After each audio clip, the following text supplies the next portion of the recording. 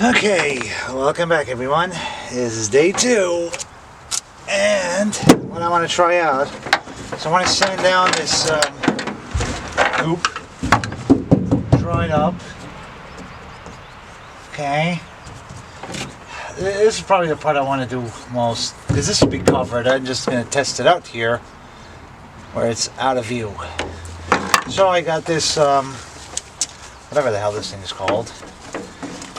And trusty old drill. So let's see what happens.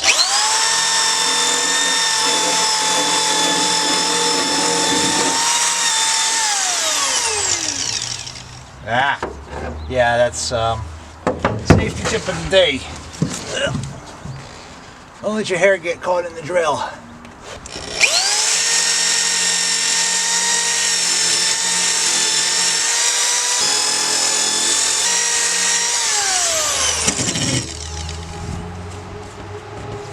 Okay, and now let's see how the sander does. Alright, well, I'm not sure this is going to be the best.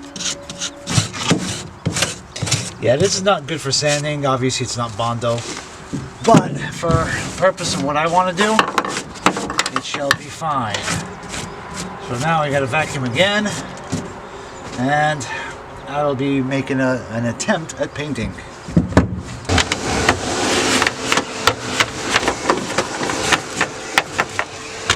Nice and clean, and we're ready to paint.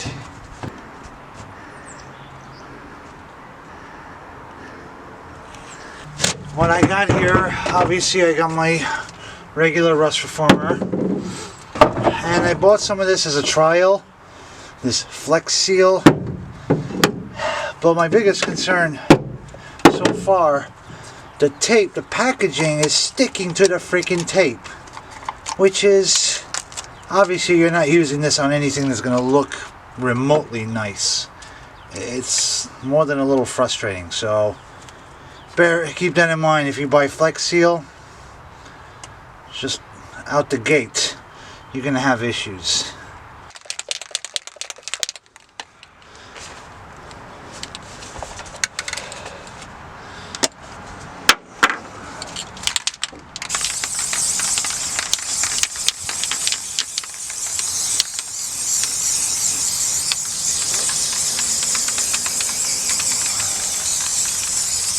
I'm just doing the parts that I've sanded down where there's bare metal, because obviously rust.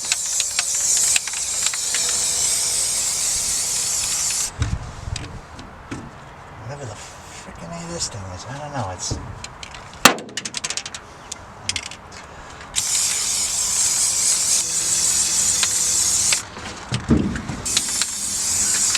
benefit of this stuff. I said it again. But it binds with rusty metal, and it doesn't need to be, it's not very picky as far as prep work. So yesterday I did some very basic sanding and grinding, but I have used this in the past without any of that, and it still was just fine. And another advantage this stuff has is that it really does,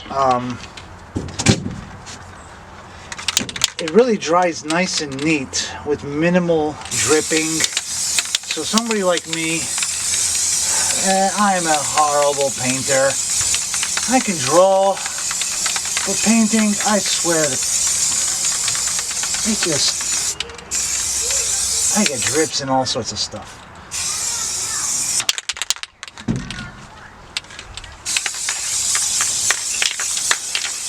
I want to make sure I really get this stuff in, and on this area I want a nice thick coat. Next up I'm going to be tackling that little corner there, because next will be this.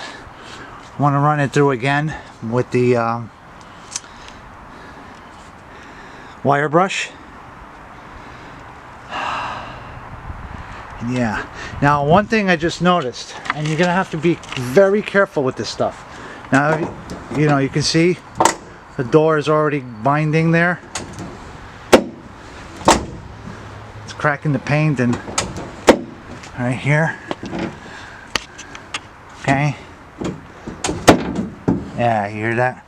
So obviously I'm gonna get in there and make sure all this is painted. But there, yesterday it wasn't doing this. Why is it doing it today? Well, get ready for a little physics. The car right now is resting on the jack stands, and that will be its pivot point. If you remember, the back was lifting up as I jacked it. Now I also left the jack. Okay? But jacks lose hydraulic pressure overnight.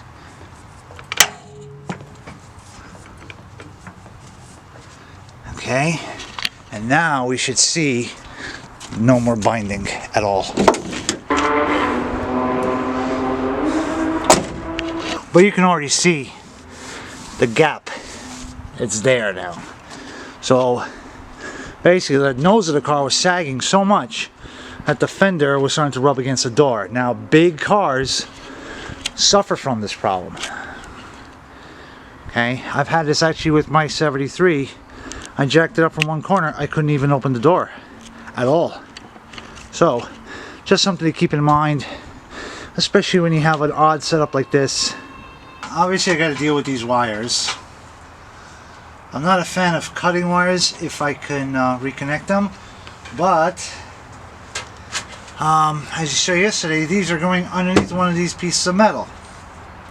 I'm not going to take apart the dashboard to remove them from the fuse block, so I'm just going to cut them. Now my tip for you is don't cut them all at the same place, because we're going to be obviously braiding them, pigtailing them, soldering them afterwards, and putting one of those sleeves, or at least electrical tape. So you want to space them out so they don't bunch up, right?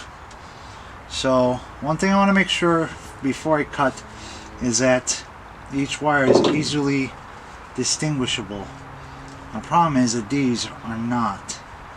So what I'm going to do is the wire, well, one of these green wires, okay, I'm going to mark it,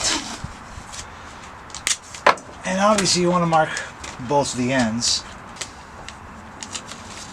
Alright, I want to make sure that's in there.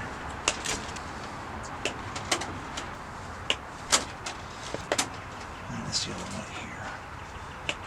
So now we have these, and we have our little mark that we want to make sure stays marked.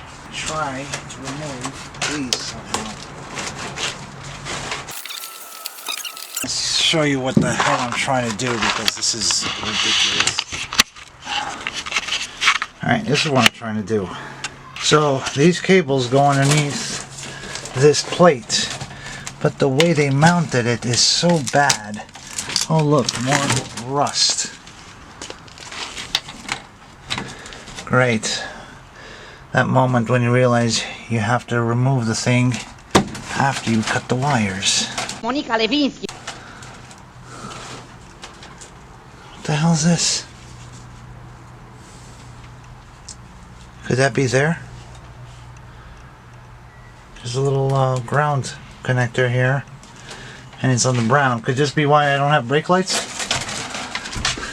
Okay. Oh, it's gonna be a pain in the ass doing it with the camera in my hand, so whatever. If it works, it works. If it doesn't, then oh, a love of fudge.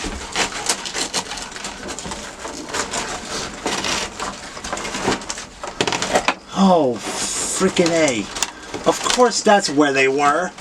You couldn't put them to where it'd be visible. No, no, no. Dealing with somebody else's crappy maintenance. I'm afraid if I remove this, the whole freaking floor pan will collapse. Alright, I'll be back. I'll let you know how this comes out. Okay, so good news. This looks good still. Horrible news. So I cut the wires just to figure out that this wasn't going to pass under that steel plate. Yes, that steel plate. And the horrible news is that this is the repair they did. So, yeah. Somebody tell me again about, well, never mind, I was about to say something bad, but this is pissing me off. Because this is not so bad. I mean, you can cut it out, weld it. Hell, you can cut it out and bolt it through. Because I don't have a welder, but I'm not going to leave this horrible mess. This is the original paint. They didn't prep it at all. So that means all of these are the same, which means I got to rip everything out. So this is going to turn into a very long project. So, yeah, I'm pissed.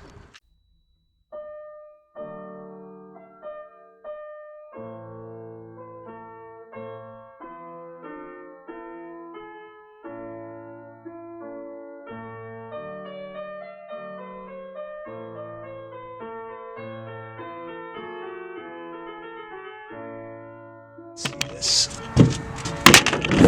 Off.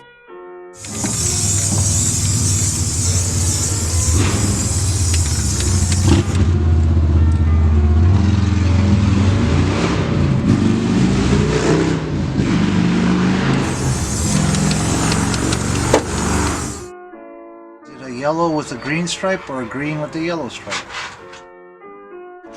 Okay, so I have a problem. So I painted there, but in order to get out, I put one foot there and the other foot right there. So either I wait or I jump. Become a pararescue. Alright, let's jump. Oh, dear God. I'm making boomer sounds. Ooh, stop.